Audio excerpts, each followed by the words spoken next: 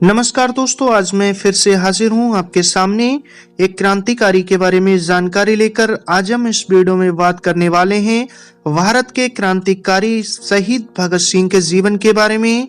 इस वीडियो में मैं आपको बताऊंगा कि किस तरीके से शहीद भगत सिंह क्रांतिकारी बने और उनको किस तरीके से फांसी दी गई, किस तरीके से उन्होंने देश के लिए अपनी जान को न्यौछावर कर दिया। तो आइए वीडियो को स्टार्ट करते हैं। सबसे पहले बात करना चाहूंगा इनकी उपलब्धियों के बारे में। तो भारत के क्रांतिकारी आंदोलन को एक नई दिशा दी। पंजाब में क्रांति के संदेश को फैलाने के लिए नौजवान भारत सभा का गठन किया। भारत में गणतंत्र की स्थापना के लिए चंद्रशेखर आजाद के साथ मिलकर हिंदुस्तान समाजवादी प्रजातंत्र संघ का गठन किया। लाला लाजपत राय की मौत का बदला लेने के लिए पुलिस अधिकारी सैंडरसन की हत्या की।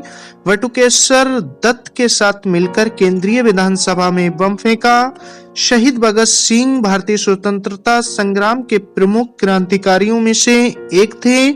मात्र 24 साल की उम्र में देश के लिए सर्वोच्च बलिदान देने वाला यह वीर सदा के लिए अमर हो गया। उनके लिए क्रांति का अर्थ था अन्याय से पैदा हुए हालात को बदलना। भगत सिंह ने यूरोपियन क्रांतिकारी आंदोलन के बारे में पढ़ा और समाजवाद की ओर से अत्यधिक आकर्षित हुए। उनके अनुसार ब्रिटिश शासन को उखाड़ फेंकने और भारतीय समाज के पुनर्निर्माण के लिए राजनीतिक सत्ता हासिल करना जरूरी था। हालांकि अंग्रेज सरकार ने उन्हें आतंकवादी घोषित किया था, पर सरदार भगत सिंह व्यक्तिगत तौर पर आतंकवाद के आलोचक थे। भगत सिंह ने भारत में क्रांतिकारी आंदोलन को एक नई दिशा दी। उनका तत्कालीन लक्ष्य ब्रिटिश साम्राज्य का विनाश करना था। अपनी दूरदर्शिता और दृढ़ इरादे जैसी विशेषता के कारण भगत सिंह को राष्ट्रीय आंदोलन के दूसरे नेताओं से हटकर ऐसे समय पर जब गांधी और भारतीय राष्ट्रीय कांग्रेस ही देश की आजादी के लिए एकमात्र विकल्प थे, तब भगत सिंह एक नई सोच के साथ एक दूसरे विकल्प के रूप में उभरकर सामने आए। तो आइए इनके प्रारंभिक जीवन के बारे में आपको बताता चलूं। भगत सिंह का जन्म पंजाब के नवानशहर जिले के खटगर कला गांव के एक सिख परिवार में 27 सितंबर 1907 को हुआ था। इनकी याद में अब इस जिले का नाम बदलकर शहीद भगत सिंह नगर रखा दिया। वह सरदार किशन सिंह और विद्यावती की तीसरी संतान थे। भगत सिंह का परिवार स्वतंत्रता संग्राम से सक्रिय रूप से जुड़ा हुआ था। उनके पिता किशन सिंह और चाचा अजीत सिंह गदर पार्टी के सदस्य थे। गदर पार्टी की स्थापना ब्रिटिश शासन को भारत से निकालने के लिए अमेरिका में हुई थी। परिवार के माहौल का युवा भगत सिंह मस्तिष्क पर बड़ा असर हुआ और बचपन से ही उनकी नसों में देशभक्ति की भावना कूट कूट कर भर गई थी। 1916 में लाहौर के DAV विद्यालय में पढ़ते समय युवा भगत सिंह जाने पहचाने राजनेता जैसे लाला लाजपत राय और राय बिहारी बोस के संपर्क में आए। उस समय पंजाब राजनीतिक रूप से काफी उत्तेजित था। जब जलियांवाला बाग हत्याकांड हुआ तब भगत सिंह सिर्फ 12 वर्ष के थे। इस हत्याकांड ने उन्हें बहुत व्याकुल कर दिया। हत्याकांड के अगले ही दिन भगत सिंह जलियांवाला बाग गए और उस जगह से मिट्टी इकट्ठा कर इसे पूरी जिंदगी एक निशानी के रूप में रखा। इस हत्याकांड ने उनके अंग्रेजों को भारत से निकाल फेंकने के संकल्प को और सुदृढ़ कर दिया और उनको एक कट्टर क्रांतिकारी बना दिया। इसी के साथ बात करेंगे इनके क्रांतिकारी जीवन के बारे में। तो 1921 में जब महात्मा गांधी ने ब्रिटिश शासन के खिलाफ असहयोग आंदोलन का आह्वान किया था, तब भगत सिंह ने अपनी पढ़ाई छोड़कर आंदोलन में सक्रिय हो गए।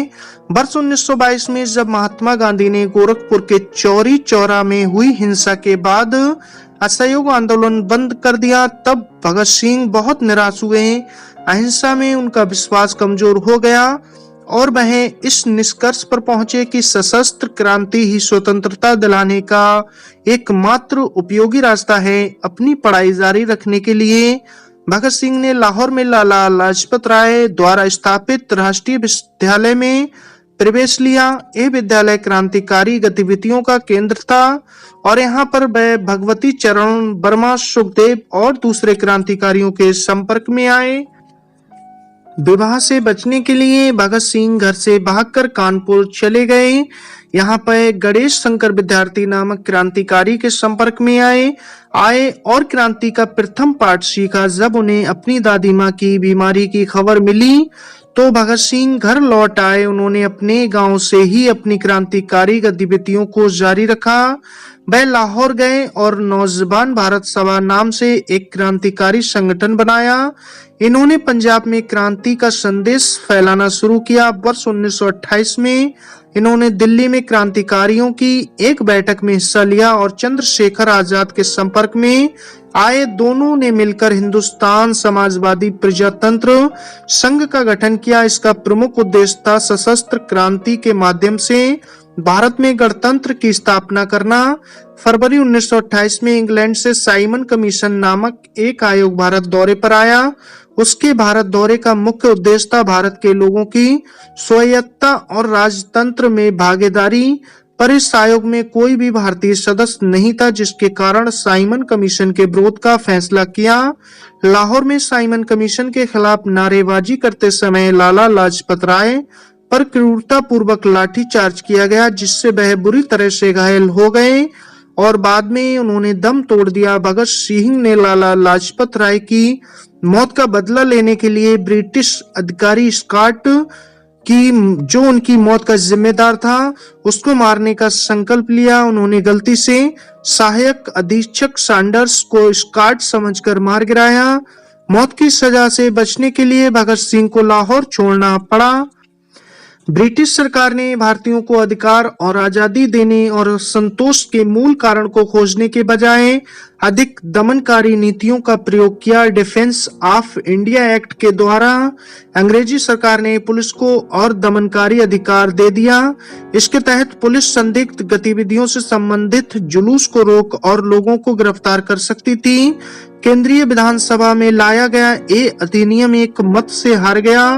फिर भी अंग्रेज सरकार ने इसे जनता के हित में कहकर एक अध्यादेश के रूप में पारित किए जाने का फैसला किया। भगत सिंह ने स्वेच्छा से केंद्रीय विधानसभा, जहां अध्यादेश पारित करने के लिए बैठक का आयोजन किया जा रहा था, बम फेंकने की योजना बनाई। यह एक सावधानी पूर्वक रची गई साजिश थी, जिसका उद्देश्य किसी को मारना या चोट पहुंचाना नहीं था, बल्कि सरकार का ध्यान आकर्षित करना था और उनको ये दिखाना था कि उनके दमन के तरीकों को और अधिक सहन नहीं किया जाएगा। इसी के बाद बताना चाहूंगा कि 8 अप्रैल 1929 को भगत सिंह और बटुकेश्वर दत्त ने केंद्रीय विधानसभा सत्र के दौरान विधानसभा भवन में बम फेंका। बम से किसी को भी नुकसान नहीं पहुंचा। उन्होंने घटनास्थल से भागने की बजाय जानबूझकर खुद की गिरफ्तारी दे दी।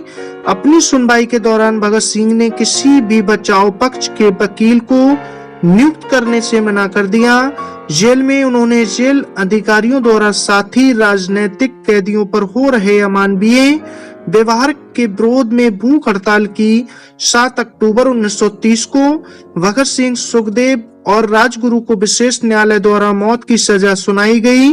भारत के तमाम राजनीतिक नेताओं द्वारा अत्यधिक दबाव और कई अपीलों के बावजूद भगत सिंह और उनके साथियों को वक्त से पहले 23 मार्च 1931 को प्रातःकाल फांसी दे दी गई।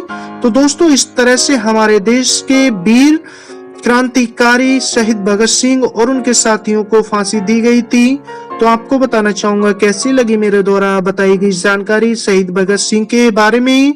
अगर दोस्तों आपको लगता है कि इसमें कोई चेंजिंग है तो आप हमें कमेंट्स बॉक्स में जरूर लिखकर बताएं।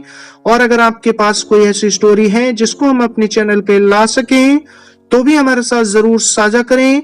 मिलते हैं फिर नेक्स्ट वीडियो में नेक्स्ट स्टोरी के साथ। आपने अपना कीमती वक्त दिया।